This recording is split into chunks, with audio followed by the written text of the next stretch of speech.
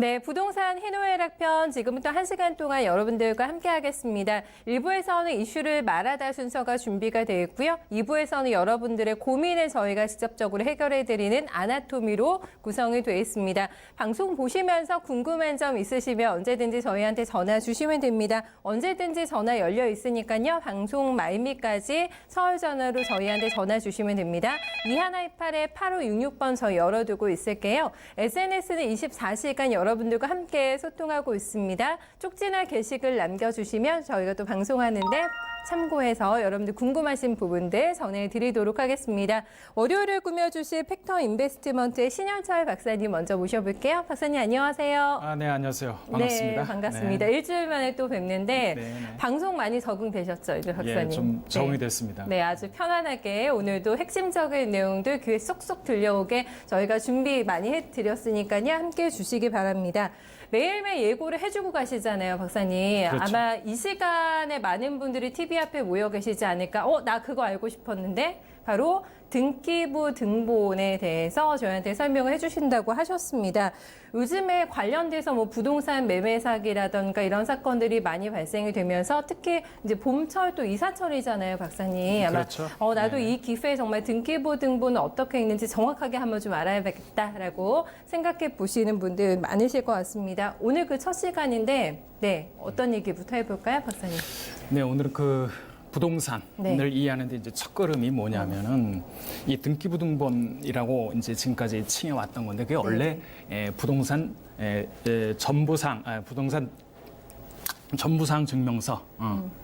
그걸 줄여서 저희가 그걸 줄여서 이제 등기부등본이라고 이제 얘기를 하는데 네. 그거에 관해서 이제 좀 차근차근 좀 얘기를 해 보도록 하겠습니다. 그 혹시 네. 그 앵커님 네. 그 등기부등본이란 말이 좀 익숙하실 것 같은데 맞아요. 네. 많이 들어보셨죠? 많이 들어봤죠.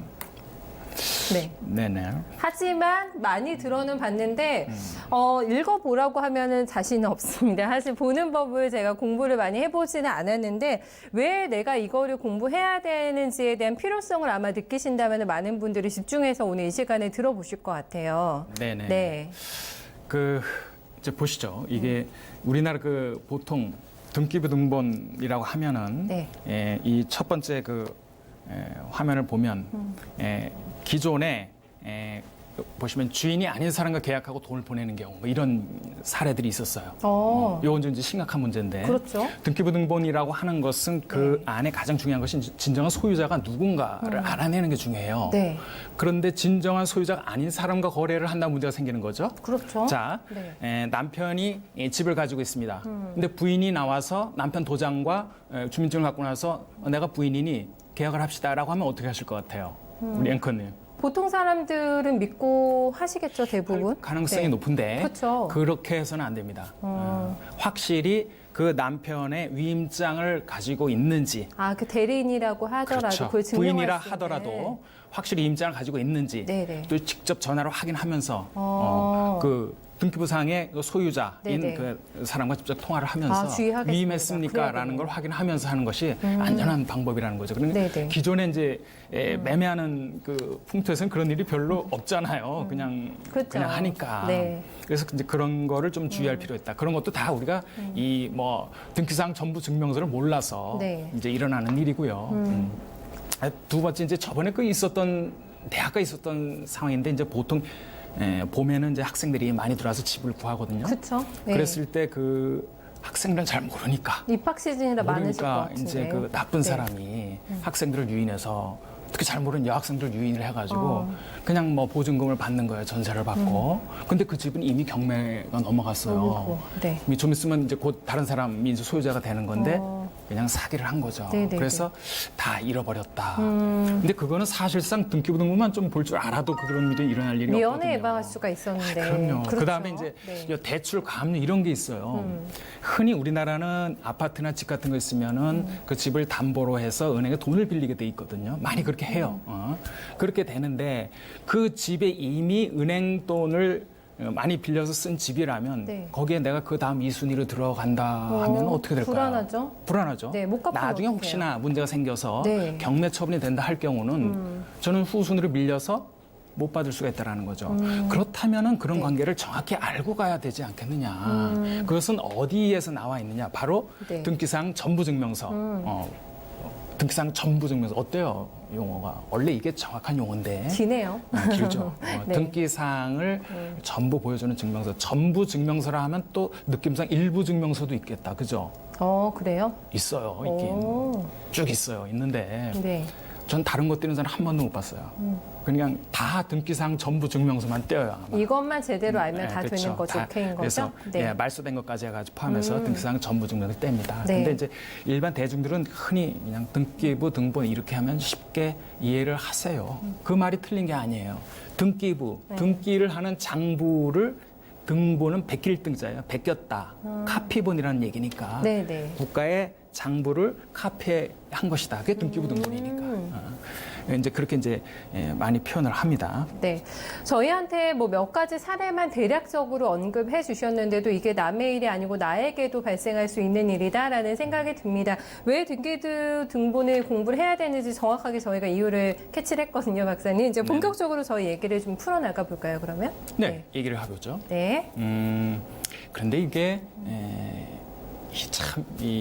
오늘 이 방송을 하면서 제가 조금 걱정되는 게 네. 이 좀 어려운 내용이 있어요. 저희가 마음의 준비를 조금 했어요. 사실 어렵잖아요. 등기부 등본. 어려운 건 용어도 아닌데 어렵고. 사실 네. 우리 고등학교 때 다 배웠어요. 지상권, 지역권, 전세권, 유치권, 질권, 저당권 이렇게 그냥 자동으로 흘러나오게끔 배운 게 있는데 이제 사람들이 많이 이제 헷갈리시기도 그렇죠. 하고 용어를 잘 잊기도 접하시는 하셨고. 단어는 아니니까. 그랬죠. 네. 그래서 이제 그런 문제를 이제는 조금 다뤄볼 필요가 있다. 알아야죠. 설령 네. 조금 그 용어가 낯설다 하더라도 그거는 좀 많이 들어서 귀 있게 하면은 별 내용이 아니거든요. 알고 보면? 알고 네. 별 내용이 아니기 때문에 한번 그 얘기 좀 해보자라고 지금 말씀드립니다. 네. 우리 그 물권은 제가 전번에 채권과 한번 비교를 했어요. 채권은 어느 특정인한테 무엇을 요구할 권리야. 돈을 줘라.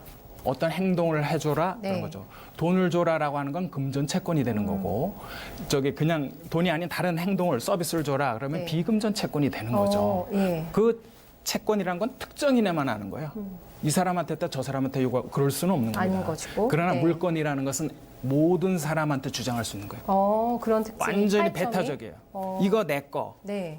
그 누구도 여기에 딴소리 범접할 하지 수 마. 없어. 그렇죠. 네. 그래서 그걸 아주 배타적으로 지배한다래요, 그 물건을. 물건. 그 물건인데 네. 그래서 채권보다 물건이 힘이 더 세다고 위에 그랬죠. 있죠? 네. 그런데 우리가 이 물건이 8개가 있어요. 그래요? 8가지 있어요. 근데 그 8개는 그 우리 민법으로 네. 법을 정해놨어요. 그 물권 법정주의라고 그래요. 더 만들 수도 없어. 줄일 수도 없고. 그래서 그 8개를 제가 소개를 할 거예요. 네. 설령 있더라도 상관은 없어요. 그러나 알 필요는 있다. 이해는 할 필요는 있다라는 거예요. 자, 처음 이렇게 한번 얘기해보죠. 제가 이 시계가 있어요. 이 시계 저기 누구 거 같아요? 박사님. 그렇잖아요. 네. 왜 그렇게 인정하시죠? 제가 지금 점유를 하고 있기 때문에 그래요. 우리 앵커님 백 누구 거예요? 앵커님 거예요. 앵커님이 들고 점유하고 있기 있으니까. 때문에 그래요. 네. 그러면 점유라는 것은 사실상 지배를 하고 있으면 그 사람이 소유권자라고 추정해 주는 거예요. 점유권이에요. 네. 그게 아니면 뭐 난리가 나겠죠. 뭐 다 뺏어가려고 그러고. 그러니까 여기 있으면 이거 저 사람 거구나. 다 그렇게 생각한다는 거예요. 그게 점유권이에요. 그쵸. 아마 탁자 위에 놓여 있는데 누구 거야 하면은 탁자권 아니잖아요. 그쵸? 그렇죠. 소유하고 있는 사람. 근데 네. 저기 앵커님 잘 모르시죠? 이거 내가 어디서 훔쳐온 건지도 모르잖아요. 모르죠. 그건 열길 사람 수는 모르잖아요. 네. 그렇더라도 반대 증거를 제시하지 않는 한은 적법한 소유자로 추정하는 거예요. 그게 점유권이에요. 그게 점유권. 도둑일 수도 있고 진정한 소유자일 수도 있다라는 네. 거예요. 그러면 이 점유권이 진정한 소유자라는 걸 증명해 줄 수 있는 것은 뭐냐면 그 옆에 본권이라는 거예요. 너 정말 본권이 있어? 그러면 진정한 소유자예요. 나 샀어. 돈 주고 샀어. 훔친 네, 거 네. 아니야. 그 본권이에요. 본래 권리. 그거는 점유권을 정당화시켜 주는 권리예요. 일례로 대표적인 게 뭔가요? 소유권. 소유권이라는 말을 우리 다 들어봤어.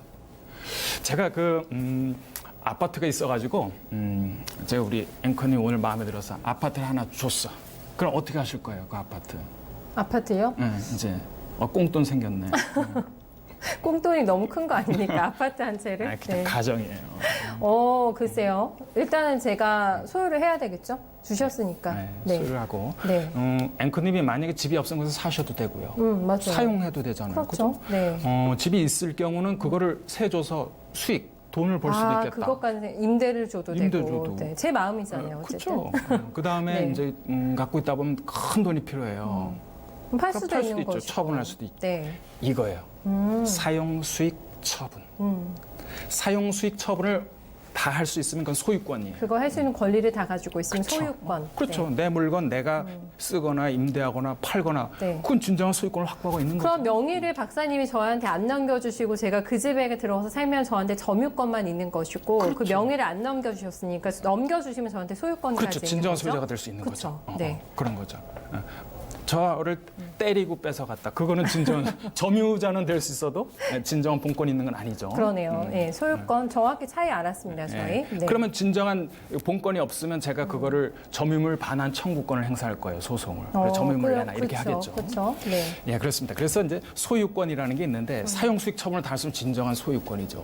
근데 말이죠. 저 소유권은 또 제한하는 게 있어. 제한하는 게 있어요. 딱 두 종류가 있어요. 그래서 네. 제한 물건이라고 하는데 뭐냐면 용익 물건, 담보 물건 이런 거 있어요. 또 나눠. 기억나실 수도 있어요. 용익은 뭐냐면 사용의 용자고 수익의 익자예요. 나는 네 그 물건을 가지고 사용 수익 처분은 다 못하지만 사용 수익만 할게. 그게 용익 물건. 용익 그게요. 네. 네. 처분은 뭐냐면 저 담보 물건인데 저걸 처분 물건이라고도 해요. 내가 사용 수익은 못하지만 내가 처분할 수도 있어. 그거는 담보 물건. 담보 물건으로. 그래서 네. 사용 수익이 가능한 용익 물건, 처분이 가능한 담보 물건 이렇게 나눠진다. 그래서 우리 옛날에 사회 시간에 보면은 용익 물건이 지상권, 지역권, 전세권 이렇게 나뉘어졌다는 거예요. 지상권은 뭐 남의 땅은 내 땅은 아니지만 그 땅에 나무를 심거나 건물 짓거나 할 수 있는 권리예요.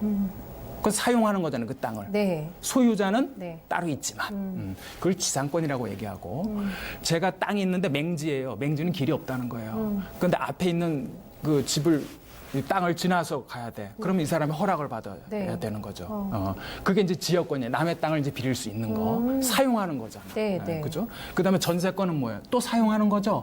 남의 건물에 들어가서 전세금을 내고 일정 기간 동안 제가 사용 수익하는 거죠. 그게 이제 용익 물건이 되는 거죠. 그래서 지상권, 지역권, 전세권이라는 게 있고 담보 물건은 다 그냥 잊으시고 저 저당권만 우선 기억해 봅시다. 저당권은 뭐야? 쉬운 거야. 그냥 아파트. 네. 나 돈 빌릴래 1억. 내 아파트 은행에 가서 담보 잡히고. 저당 잡혀서. 그렇죠. 저당 잡혀서 돈 빌리는 거야. 8번 그게 이제 저당권. 저당권이에요. 네. 그 은행은 이자하고 원금을 나중에 안 준다면 어떡할까요? 그거를 다시 물건으로 가져갈 수 있죠? 은행은 처분하죠. 처분을. 저당 담보 잡힌 건데 네. 내 은행 돈을 왜 안 갚아? 원리금 갚아. 안 갚아? 그러면 저당권을 행사하는 거예요. 권 행사하겠다. 네. 어떻게 하냐면 이제 경매로 가는 거예요. 경매를 가지고 넘겨서 자기 원리금을 챙겨가는 거죠. 네. 그게 이제 담보 물건이에요. 근데 저기 질권이라는 건 뭐냐면 저당권은 부동산 가지고 담보를 잡은 거잖아요. 그렇죠. 질권은 동산. 동산. 옛날에 그 사회 시간에 기억나세요? 네. 시계 수리해줘. 시계 수리해도 돈을 안 줘. 그럼 질권 갖고 있는 거 돈 줄 때까지. 동산. 네네. 동산에 대해서 담보를 잡은 건 이제 그건 질권이라고 보시면 질권이군요. 돼요. 네. 부동산과 동산의 그렇죠. 차이네요. 그러니까 우리 이제 부동산 얘기하니까 질권 얘기는 별로 할 얘기는 없는데. 핵심은 저당권. 그래도 나중에 할 얘기는 조금 있어요. 네. 그다음에 유치권이라는 거는 한 번 듣고 잊어버리세요. 우선은. 왜냐하면 유치권은 뭐냐면 저기 그 공사판에 가면 많이 보여. 막 짓다가 그냥 이렇게 플래카드가 붙어 있어요. 유치권 행사 중. 그게 뭐냐면 공사를 있어요. 하는데 네. 공사 대금을 못 받았어. 네. 그렇게 되면 공사하던 사람이 네. 다 문을 잠궈버리고 네. 플래카드를 걸어. 유치권 그건 행사 행사. 중. 아무도 오지 마. 촉수 엄금 이러고 이제 점거하고 있는 거야. 돈 줄 때까지 아무도 들어오면 안 돼. 그리고 거기를 강제로 아예 점유하고 그냥 있는 거예요. 그렇게 그걸 이제 해버리는 유치권이라고 해요. 그러니까 어떻게 보면 다 담보를 잡고 있는 거죠. 네, 그죠? 네. 그래서 이제 담보 물고 이렇게 얘기합니다. 좀 어려웠죠. 제 그래도 설명 이 이제 정도까지는 저희가 워밍업 차원에서 조금 땡큐. 근데 용어가 많긴 하지만 이제는 네. 뭐 더 조금 더 어려운 용어도 몇 개 나오긴 하는데 네. 이 틀을 머릿속에 이제 갖고 계시면 좋겠습니다. 그래서 네, 요걸 일단 저희가 첫 번째 표로 이해를 해봤고, 네. 그런데 이제 본격적으로. 한마디만 딱 거기서 네. 얹을게요. 근데 이거를 지금 우리 물건이라고 했잖아요. 1, 2, 3, 4, 5, 6, 7, 8, 8개 물건이라고 했는데 네. 뭐라고 했냐. 물건이라는 것은 워낙 배타적이고 많은 사람들이 알려야 한다. 주인이 너라는 것을. 네. 그러면 알릴 수 있는 방법은 두 가지가 있는데 동사는 점유하고 있으면 돼. 네. 네가 차고 있거나 백을 들고 점유만 하고 있으면 돼. 그러나 부동산은 들고 다닐 수가 없지 않니? 그러니까 등기를 해, 등기소에. 이러면서 이제 등기 얘기가 나오는 거예요. 아. 그러니까 에브리바디 누구든지 와서 봐라 이거야. 네네네. 이건 누구 거라는 거를. 오. 그게 등기 제도입니다. 그럼 이제 본격적으로 저희 등기에 대해서 공부를 한번 시작을 해볼까요? 해봅시다. 박사님, 해볼까요? 네. 네. 등기가 어떤 건지, 어떤 종류의 등기가 있는지가 일단 궁금한데, 네. 예.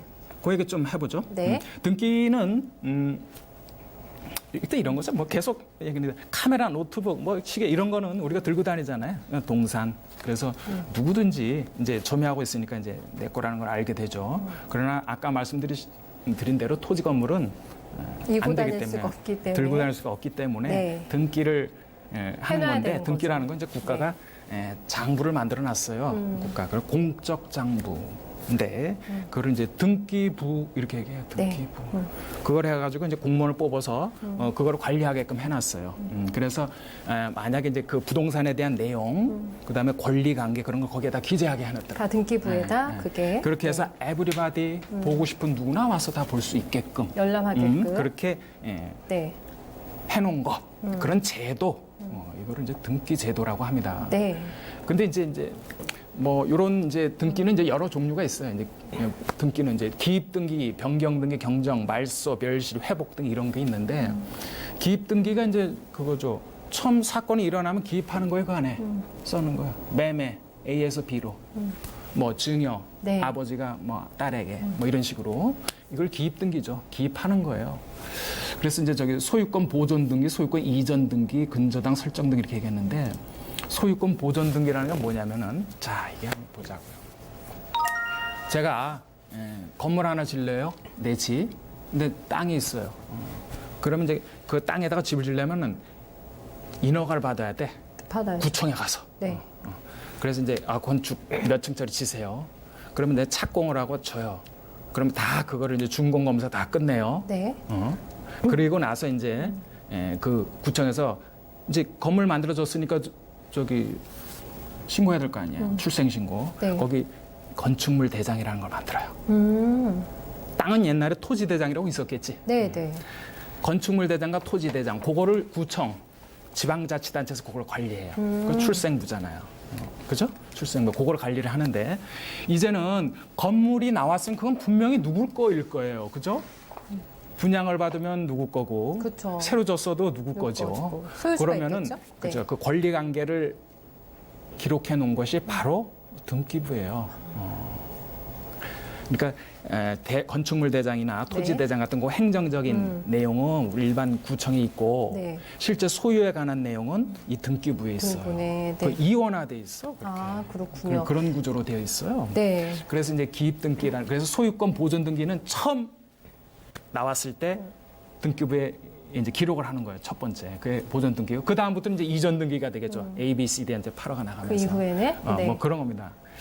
그다음에 변경 등기는 중요한 게 아니죠. 뭐 소유자 주소가 바뀌었다 이런 거. 그럼 변경 등기라고 기입하는 하고 것이고, 경정 등기는 오류를 수정하는 거예요. 아. 그걸 경정 등기라고 네. 하고 말소 등기는 일례로 근저당을 딱 잡았는데 다 이자 갖고 나중에 다 원금도 갚았어. 그러면 근저당 잡힌 거를 말소해 줘야 될 거 아니에요. 네. 그럴 때 발생하는 것이 이제 말소 등기 아, 이렇게 말소됐다. 얘기를 하고 말소 네. 등기는 계속 이제 발생합니다. 등기부 안에서. 네. 그다음에 이제 멸실 등기라는 게 있는데 건물이 멸실됐어. 뭐 갑자기 그냥 뭐 토네이도가 와서 날아갔어. 그럼 멸실되는 거죠. 그걸 멸실 등기. 건물이 없어졌으니까. 그다음에 회복 등기 없어졌던 게 뭐 다시 나왔다거나 그러면 이제 회복 등기 이렇게 합니다. 그래서 이런 용어들이 있습니다. 네. 이건 뭐 상식적으로 좀 6개 정도? 알아두시기 네. 바랍니다. 일단 종류에 대해서도 저희한테 살펴주셨는데 그러면 나 등기부 등본 나도 좀 봐야 되겠다 하시면 어디 가서 열람을 저희 하실 수가 있을까요? 네. 야, 이게 이제 뭐 흔히 뭐 요즘 인터넷으로 다 받을 수가 되는 게 있어요. 없으니까, 네. 그래서 민원 24라고 하는 곳에 들어가 보면은 네. 사실상 우리가 거의 모든 대장이나 뭐 그런 걸 다 다운받을 할 수 수 있어요. 있습니까 열람을? 네. 무료로. 아 무료예요? 그러나 네. 그러나 네. 이 등기부만은 어디서 하느냐면은 바로 대법원 인터넷 등기소라고 하는 곳에서 이거를 받을 수가 있어요. 네네. 요거만 돈이 들어, 요거만. 나머지 뭐 다른 거는 다 서류는 다 민원 24에서 받으시면 되는데. 무료인데. 근데 네. 여기서 조금 하나만 좀 명심하실 것은 여기 보면 열람하기, 발급하기 이 두 개로 되어 있어요. 네네. 그래서 열람하기는 그냥 보는 거예요. 내가 궁금하니까 어떻게 돼 있는가 단순히 보려고. 보는 것이고. 단순히 보는 거고. 네. 만약에 어디서 뭐 좀 발급 좀 해주시죠. 네네. 은행에서 뭐 이걸 발급해 주시죠. 이렇게 하면은 요 발급하기로 들어가야 돼. 그럼 밑에 뭐 바코드 같은 것도 다 찍혀 나오래. 네네. 그래서 그거를 이제 제출하면 되는 거죠. 그 두 네. 개가 가능하다. 네. 그것이 이제 바로 여기 등기상 전부 증명서 등기부 등본은 바로 인터넷 등기소에서 돈을 내고 700원, 1,000원 내고 받아야 한다. 나머지는 민원 24에서 받을 수 있다. 네. 뭐 아까 말씀드렸던 맞아요. 건축물 대장, 네. 도시 대장 이런 네. 것들. 뭐 핸드폰에서 앱을 따로 다운 받으셔도 가능합니다. 일단 이 사이트로만 접근하시면은 열람하기, 발급하기를 통해서 좀 이용을 해보실 수가 있겠는데 열람과 또 발급받은 등기부 등본은 그럼 어떻게 구성이 되어 있는지 그걸 알아야겠어요. 다음 단계로. 그게 중요하죠, 이제. 그 얘기를 한번 봅시다. 등기부 등본이 어떻게 내용이 이제 네. 발급을 받았어. 그러면은 한 페이지, 두 페이지, 세 페이지 이렇게 나와요. 네. 그럼 첫 페이지는 네 페이지가 나왔을 경우는 4분의 1 이렇게 나와요. 두 번째는 4분의 2, 네. 4분의 3, 4분의 4. 이게 왜 중요하느냐면 그걸 봐야 돼요. 왜냐면은 이거 가지고 또 사기칠 수도 있어. 세 번째 거를 없애버려. 그리고 이거 보세요. 아무것도 없잖아요. 네네. 더 이상 뭐 대출 없다. 이런 식으로 할 수 있다는 거. 그래서 토탈 4장 중에 1장, 4장 중에 뭐 그거를 보셔라 이거야. 총 다 예. 일단 그것도 그래야- 확인하시고 그래야 페이지 페이지 수. 문제가 안 생길 수가 있습니다. 알겠습니다. 자, 중요합니다. 등기상 전부증명서. 뭐 내용이 어려니까 아까 초입에 제가 용어도 잘 안 나왔잖아요. 이게 이제 등기부 등본인데 표제부 갑구 을구 이렇게 구성이 돼 있고요. 아, 이것도 생소한데요. 갑구 이 용어는 그냥 일본에서 네. 나온 용어예요. 뭐 갑구 을구 참 일본어군요. 네. 좀 그래요. 근데 네. 뭐 이렇게 돼 있습니다. 표제부는 이제 부동산의 기본적인 내용이 나와 있어요. 네. 소재, 지번, 건물 명칭. 그건 부동산에 대한 내용이에요.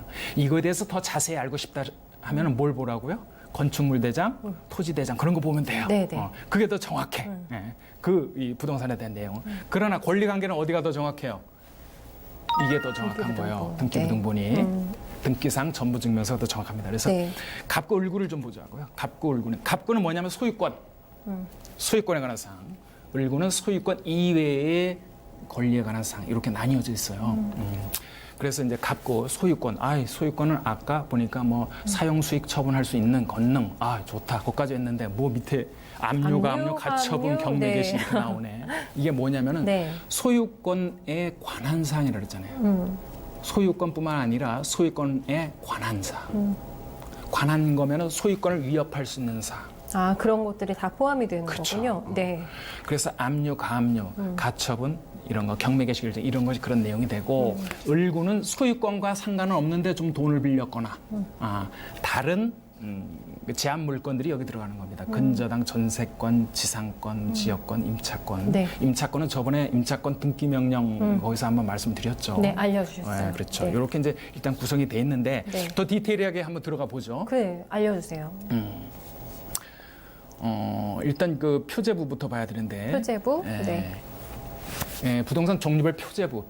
왜 종류별이라고 했냐면은 네. 실제 아까 인터넷 등기소에 들어가 보면은 세 종류가 떠요. 토지, 건물, 집합 건물 이렇게 떠요. 이게 이제 뭐냐면은 건물이 일반 건물이 있고 네. 집합 건물이 있어요. 집합 건물, 아파트 뭐 이런 건가요? 그런 거죠. 아파트, 예. 뭐 그죠. 여러 사람이 모여 사는 뭐 빌라 이런 거. 네네. 그건 집합 건물이라 하고 일반 단독 주택 같은 경우는 내 토지가 있고 거기에다가 건물을 짓는 건물. 거잖아요. 그래서 일반 그런 단독 주택, 일반 주택 같은 경우는 토지와 건물이 등기부 등본이 따로 있어. 나눠서 기재가 따로 되어 있어. 있군요. 그래서 두 개를 뽑아야 돼. 네네. 단독 주택 같은 경우는. 그래서 그 토지에 대한 표시, 건물에 대한 표시 이런 게 나옵니다. 간단하죠. 뭐 해보면은.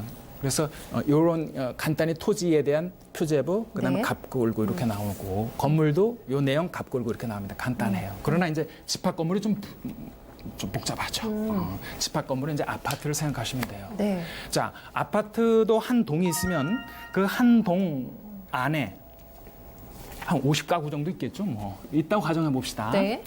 그러면 그거 이제 깔고 있는 땅이 있는데, 그게 한 동이 깔고 있는 땅이 있는데, 그 땅이 어느 땅인, 내 땅이 어느 땅인지 아세요?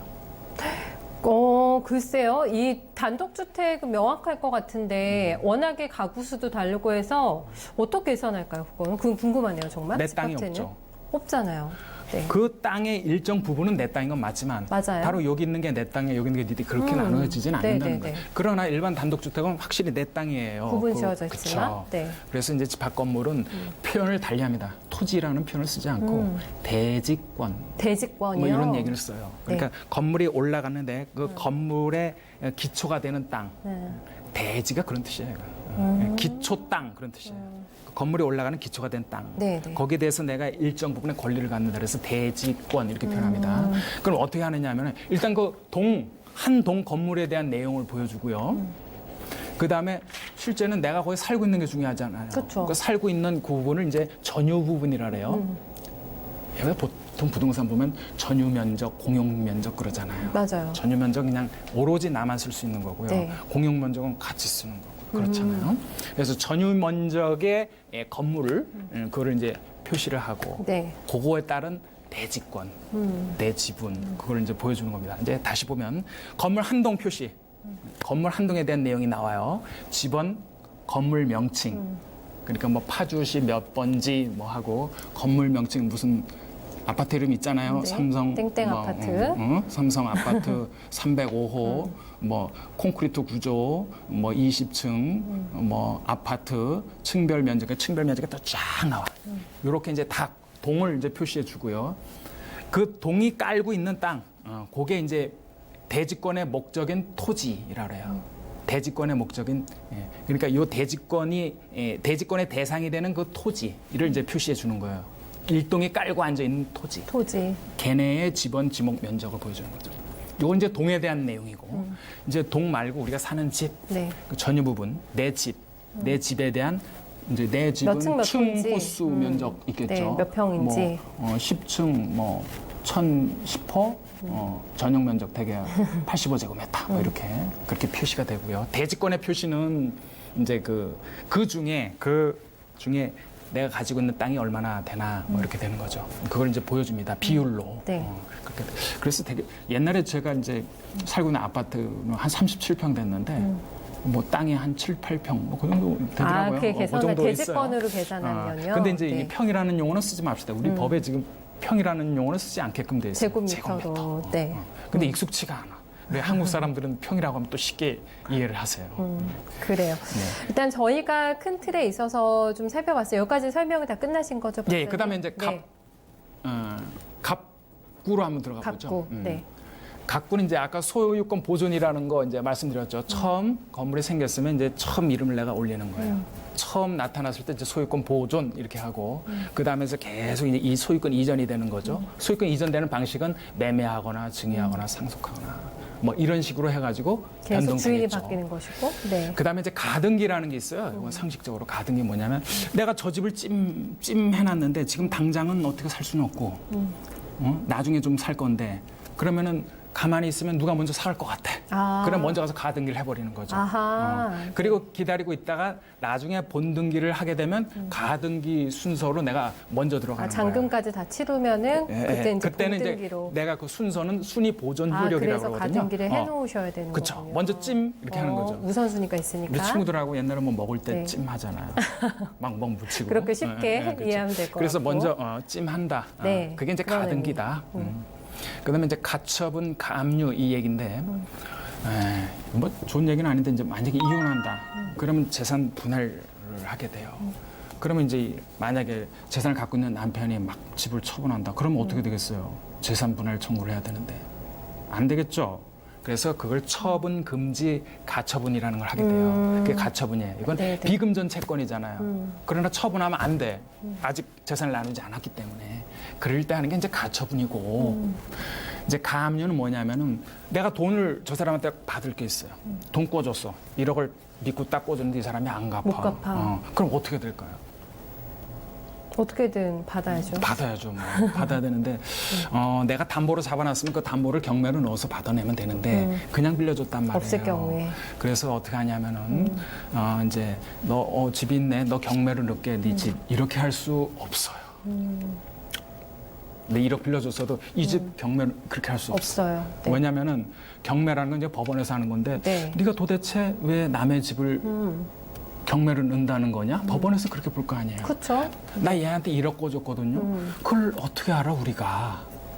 야, 바로 가서 소송해가지고 그거 확인받아와. 그럼 소송을 통해서 내가 얘한테 1억 받아오면. 줬다는 판결문이 나와. 네. 그 판결문을 갖고 경매를 할 수가 있는 거예요. 그러니까 판결문이 나오기 이전까지는 어떻게 그 재산 좀 묶어놔야지. 네, 다 네. 팔아버릴 거 아니에요. 그거가 그게 가압류예요. 가압류군요. 자, 네. 이제는 딱 판결문이 나왔어요. 그때부터 이제 압류 들어가는 거죠. 바로. 그게 이제 가압류, 압류의 저기 차이야. 다 돈 받을 게 있기 때문에 일어나는 건데 요 밑에 압류는 다른 거 다 볼 거 없이 뭐라고 하냐면은 우리 나중에 보면 알지만 네. 세무서야. 세무서가 법원에 가가지고 나 얘한테 1억 받을 게 있거든요. 그러면 너 판결 받아와. 그러지는 않을 거 아니에요. 같은 국가끼리. 그러니까 얘는 가압류 아니에요. 그냥 압류예요. 그냥 국가니까. 압류. 네. 다 조세 채권 그런 거죠. 판매는 뭐 이제 뭐 크게 이제 중요한 내용은 아니니까 이건 뭐 이런 게 있다 정도만 알고 그러면 넘어갑시다. 저희 을구 을구로 쪽 넘어갈까요? 한번 네, 을구로 넘어갈게요. 네, 을구가 을구는 이제 나왔는데, 아까 이제 좀 설명을 네. 드렸던 거죠. 한번 리마인드 해보죠. 소유권 외에 네. 사용 수익할 수 있는 용익 물건으로서 네. 지상권, 지역권, 전세권을 말씀드렸습니다. 그러니까 지상권은 남의 땅 위에 공작물의 수목을 소유할 수 있게끔 토지를 사용할 권리죠. 그다음에 이제 지역권은 통행할 수 있게끔 네. 우리가 지금 맹지니까 그런 권리를 얻는 거고 그다음에 이제 전세권은 당연히 전세금 넣고 당연히 사용 수익할 그런 권리고요. 거기까지 지상권, 지역권, 전세권 말씀드렸고요.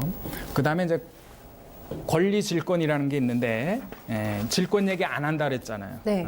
질권 얘기는 다음 주에 할 거예요. 동산이라. 동산이라 네. 여기 왜 끼니 이렇게 했는데 권리 질권이 이렇게 끼게 돼 있어 또 그래서 그거는 다음 주에 이제 나와요. 다음 시간에 그러니까 왜 끼게 되는지를 한번 그때 봅시다.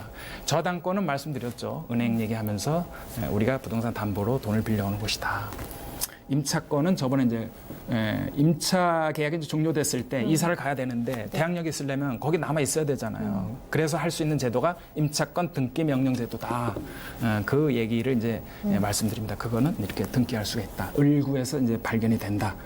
이렇게 이제 말씀을 드릴 수가 있죠. 네, 세 가지를 저희가 나눠서 자세하게 어떤 항목들이 있는지까지도 설명을 조금 해주셨습니다. 그러면 이제 펼쳐볼게요. 실제 등기부 등본의 내용이 어떤 건지 이걸 한번 좀 보면서 저희가 추가적으로 설명을 더 들어볼게요, 박사님. 네, 나와 있네요. 뭐 이제 이건 뭐 이게 이제 표제부죠. 소재 지방 건물의 뭐 명칭 번호, 네, 집합 뭐 건물이네요. 내역. 그렇죠, 집합 건물이죠. 네. 집합 건물이 복잡하니까. 뭐 이런 것이 이제 표제부에 나타나는 거고요.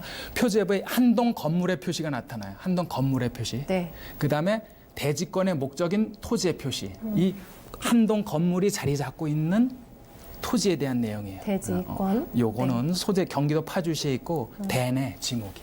이게 지목이 뭐냐면은 네. 땅의 이름인데 네. 사용 용도를 28가지로 정해놨어요. 땅의 용도가 지목. 그렇죠. 네. 뭐 너는 전, 너는 답, 너는 과수원, 너는 목장, 너는 임야, 뭐 너는 대, 뭐 이런 식으로 너는 잡정 이런 식으로 그 지목입니다. 이건 대네요. 그러면 집을 줄 수 있겠다, 그렇죠?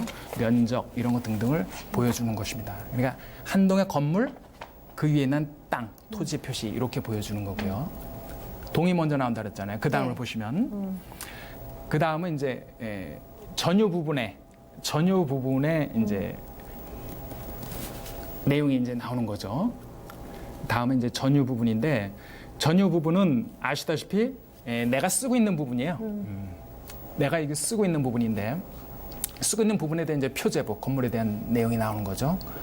건물 번호, 뭐 내역 이런 거 나오고요. 그 다음에 내가 쓰고 있는 부분에 해당하는 그 대지권의 내 부분이 나옵니다. 네. 이게 이제 대지권 비율이거든요. 네. 대지권이 저 367177분에 이렇게 나와 있습니다. 그것이 내 대지권 비율인 거예요. 그러니까 땅덩어리에 그 비율만 나오는 것이지 어느 부분이 내 땅이다 그런 걸 보여주는 건 까진 아니에요. 아니고. 이게 이제 대지권의 비율입니다. 대지권의 종류. 대지권의 비율 이런 것을 이제 보여준다는 거죠.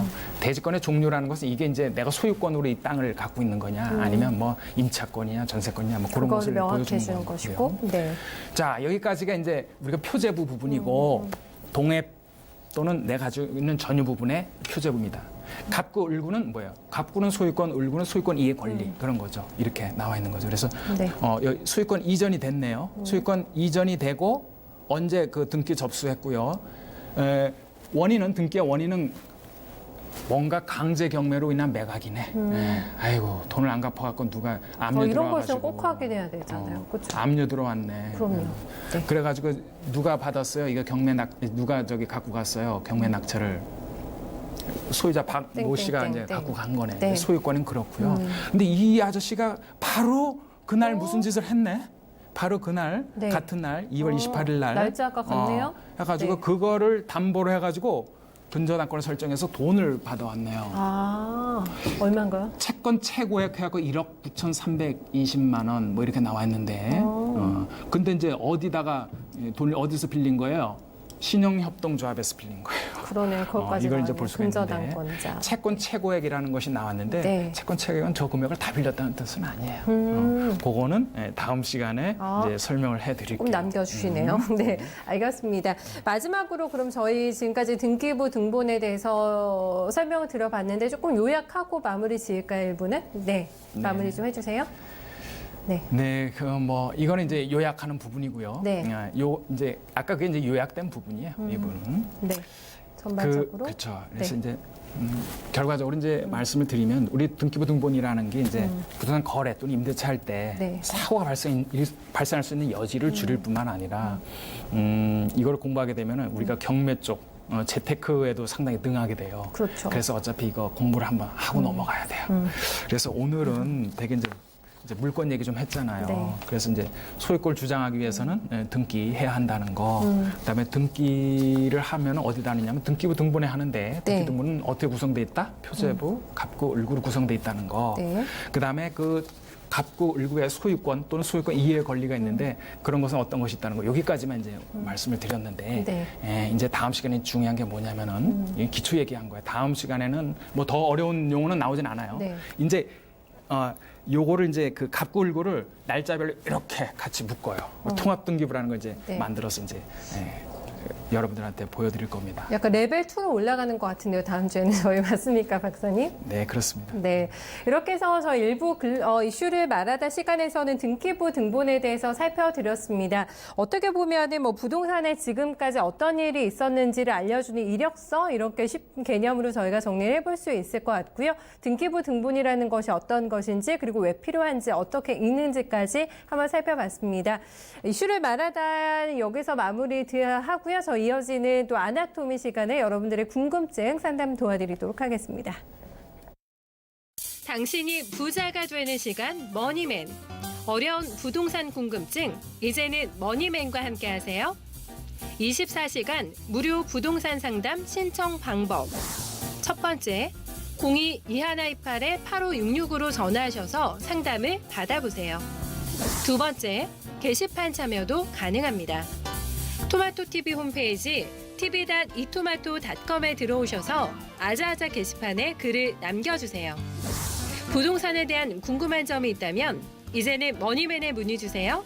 여러분의 많은 참여 바랍니다.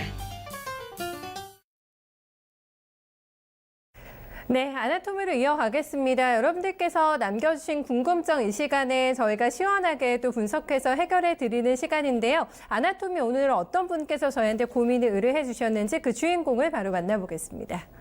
네, 미리 저희한테 좀 사연을 보내주셨는데요. 등기부 등본을 믿고 아파트를 샀는데 반환 결정, 예방 방법이 있을까요? 예방법에 대해서 저희한테 문의를 주셨습니다. 구체적인 사연을 보니까요. 안암동에 사시는 저희 회사원이세요. 근데 며칠 전에 뉴스를 보셨는데 등기부 등본을 믿고 아파트를 매수했던 그 선의의 매수인이죠. 그러니까 아파트를 사신 분이 아파트를 진정한 소유자에게 돌려주는 사건이 발생이 됐다고 합니다. 여기서 진정한 소유자라는 단어가 나오는데 국가에서 관리하는 공적장부를 보고 거래를 했는데 왜 도대체 돌려줘야 되는지 잘 이해가 되지 않았다. 같다라고 하십니다. 이제는 무엇을 믿고 거래를 해야 되는지 두렵다라는 생각이 드셨다고 하고요. 그렇다면 나에게도 닥칠 수 있는 이런 사건들, 이런 위험에서 좀 벗어날 수 있는 방법은 없는 건가요? 라고 네, 질문을 주셨습니다, 박사님. 네, 이 사건에 대한 일단 간략한 좀 이해가 필요할 것 같은데 어떤 내용인가요, 이게? 예, 네. 이거를 하기 전에 사건을 좀 알아야 돼요. 네, 그래서 그 사건을 한번 제가 간단히 좀 얘기할게요. 뉴스에 나왔나 봐요. 나왔죠. 나왔나 봐요. 크게 나왔죠. 이게 그 2016년인가요? 한 2, 3년 된 네, 것 네. 같은데. 네. 여 이렇게 송씨 제목이 무섭나요? 살해 사건? 네. 아주 그냥 남양주의 그 니코틴 살해 사건 오. 뭐 이렇게 제목을 너무 거창하게 붙였다. 하여튼 그렇게 네. 했는데 이 송씨라는 분이 참 무서운 여성분인데 내연남이 있었어. 내연남이 있었는데 네. 남편 오 씨를 니코틴을 자고 있는데 음. 주입을 해서 네. 니코틴이 독이에요. 조금만 네, 네. 들어 사람이 생명을 잃거든요.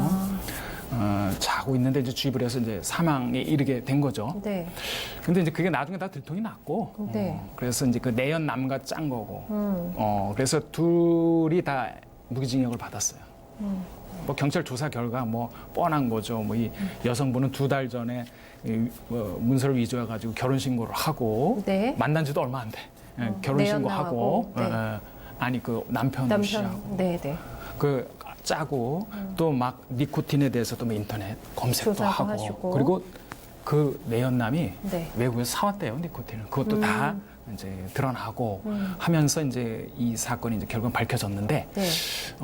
결국은 뭐 끝까지 반성도 안 하고 해서 결국은 대법원에서 이제 무기징역까지 둘 다 무기징역이네요. 선고가 됐습니다.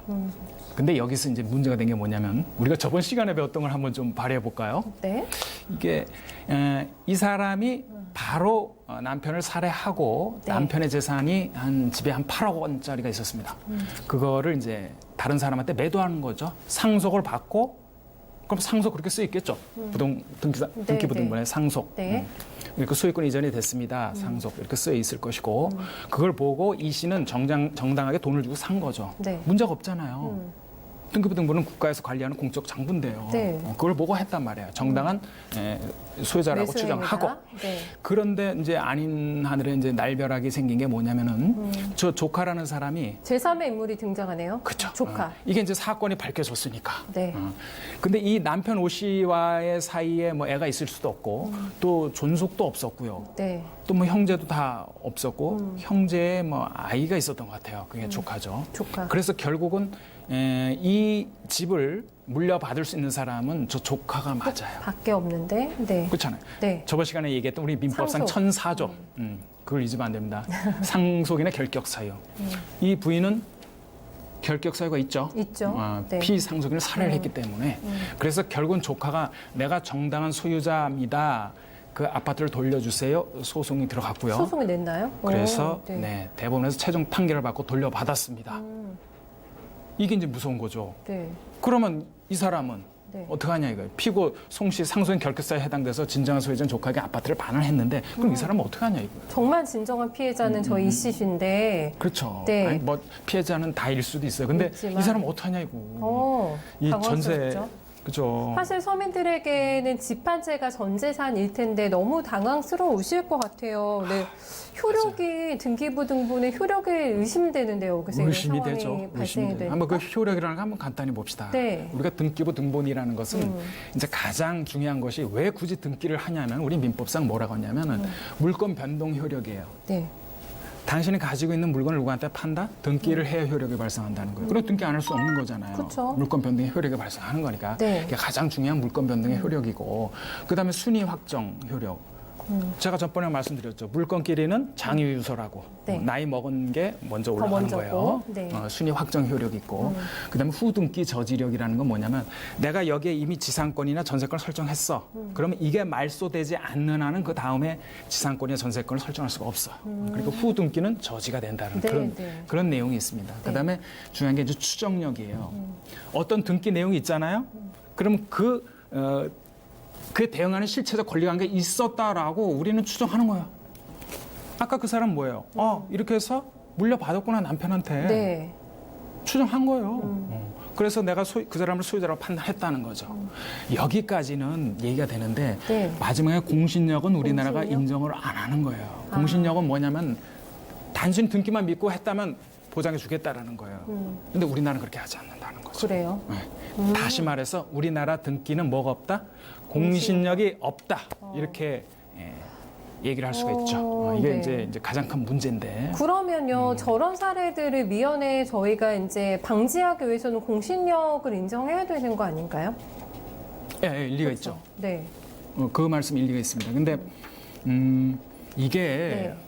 어느 한쪽이 좋은 게 아니에요. 그러니까 이제 공신력을 인정하지 않음으로써 어떤 현상이 있었습니까? 진정한 소유자인 조카가 물건을 돌려받을 수 있었죠. 그렇죠. 그다음에 만약 공신력을 인정해버리면 어떻게 될까요? 진정한 소유자인 조카는 손해를 볼 수 있잖아요. 받을 수 없을 수 있죠. 그렇죠. 네. 그래서 이게 공신력을 인정하고 인정 안 하고가 네. 어느 쪽이 정답은 아닌 것 같아요. 그러나 우리나라 학계나 네. 판례는 공신력을 인정하지 않는다에 방점을 찍고 있죠. 그런 게 있네요. 네. 그렇죠. 이런 걸로 인한 부작용도 있을 수 있습니다만은 일단은 이렇게 조금 돼 있다라는 거. 그리고 한번 생각을 해보세요. 만약에 공신력을 인정해버린다 그러면은 등기부를 위조해서 할 수도 있는 거죠. 가만히 있는데 우리 집 등기부를 위조해가지고 우리 집을 팔 수도 있잖아요. 네, 네. 그것도 큰 문제죠. 그죠? 이 범죄의 대상은 다 될 수가 있어서 네. 그러면은 지금 다 장단점이 있는 것 같은데 단순히 등기부를 보셨단 말이에요. 보고 매수를 하신 저희 선의의 매수인을 어떻게 좀 보호를 해드려야 될지 이런 궁금증이 드는데요. 이게 아쉽게도 우리나라에서는 뭐 그 관련된 제도는 없어요. 그래요? 없는데 예, 지금 이런 경우는 아까 그 참 억울하신 분이 네. 선의 제3자는 자기 돈을 찾을 수 있는 방법은 무기징역을 살고 있는 송모 여인한테 가서 네. 손해배상 청구하는 거예요. 그럼 또 복잡해지잖아요. 네. 복잡이나마나 돈이 있겠어요. 그러니까요. 네. 그래서 사실상 그거는 큰 의미는 없어 보이고요. 그러나 이제 현실적으로 보면 우리 그 매수인 보호 방법으로서 이제 보험회사에서 제공하는 금융상품이 있어요. 뭐 그 금융상품을 제가 직접 뭐 소개하기는 좀 그런데 뭐 인터넷을 찾아보면 있습니다. 그래서 그 상품 이름이 부동산 소유권용 권리보험이라는 보험 상품이 상품이 있어요. 있네요. 예, 있긴 있어요. 네, 네. 이제 보험료를 내면서 이제 그거는 보호를 받으면 되는 거죠. 네. 그래서 이제 위험을 이제 어느 정도 해지를 할 수 있다라고 하는데, 예, 뭐 보험이라는 것도 결국 뭐 비용 아니겠습니까? 그래서 네. 이제 그렇고요. 저는 이제 결론적으로 어떻게 이제 생각을 하느냐면은 우리나라가 등기를 할 때 등록세라는 걸 받습니다. 취득세, 등록세 이런 말 들어보셨죠? 네. 등록세. 예. 그래서 이제 그게 등기 수수료 같은 건데 그거를 받거든요. 그러면 이러한 사고는 자주 발생하는 사고는 아니에요. 그렇다면 국가가 네. 이 문제를 해결해 주는 게 어떨까요? 이 서민들은 전 재산이잖아요. 8억이니까요. 그렇죠. 그래서 그 서민을 일단은 보전해주고 손해를 배상해주고 국가가 나서서 그 송여인에게 소송을 하는, 물론 별로 나올 게 없겠지만 네, 네. 뭐 그런 식으로 가는 것이 답이 아닌가. 이런 것은 우리나라 정치하는 사람들이 좀 이걸 이해하고 네. 이거에 대한 제도를 마련을 해야 돼요. 네. 그래서 좀 사회 어느 의원이나 뭐 정부가 이거를 좀 고민하고 하는지 한번 지켜봅시다. 네, 정부 입법자들이 저희 머니맨을 보고 계시면 꼭 좀 심사숙고를 해주셨으면 어떨까라는 생각이 드는데 이런 서민들 또 이런 피해를 보는 서민들을 보호할 수 있는 또 법안이 꼭 좀 만들어졌으면 하는 생각이 또 가져보게 됩니다. 이렇게 해서 저희 오늘 준비된 순서는 고민하고 계신 투자자분까지 도와드렸고요. 다음 주 이제 예고를 한번 해드리고 마무리 인사드려볼까요, 박사님? 네, 이제 이번 시간에 이제 조금 어렵게는 했을 수도 있지만 잘 됐어요. 이제 귀에 조금 익으셨잖아요. 이 용어들이 이제 반복해서 나옵니다. 네. 그래서 여기서 이제 물러서시지 마시고 더욱 열심히 이제 좀 달라붙으면은 다음 시간에는 이제 통합등기부 만들어서 해석하는 방법이 나와요. 여기까지 하시면은 등기부 등본이 이런 거구나. 네. 이렇게 부동산의 이력을 이렇게 꿰을 수 있는 그런 내용이 되겠습니다. 그래서 다음 시간 하는 것은 어떤 부동산 등기상 전부 증명서를 정확하게 해석하는 법이라는 주제로 방송을 진행하겠습니다. 네, 다음 주까지 꼭 들으셔야지 엑스닥터의 설명은 완성편이 이제 되는 거기 때문에 네, 저희 다음 주도 워밍업해서 복습 한번 해놓고 또 다음 시간 한번 기다려 보도록 하겠습니다. 박사님 오늘 고생 많으셨어요. 네, 감사합니다. 네, 신현철 박사와 함께 오늘 등기부 등본에 대해서 살펴드렸습니다. 일부가 될 것 같아요. 조금 더 구체적인 공부는 다음 주 시간에 2부에 좀 이어지니까요. 또 많이 찾아와 주시기 바랍니다. 저희는 오늘 여기서 인사드릴게요. 함께해 주신 여러분 고맙습니다.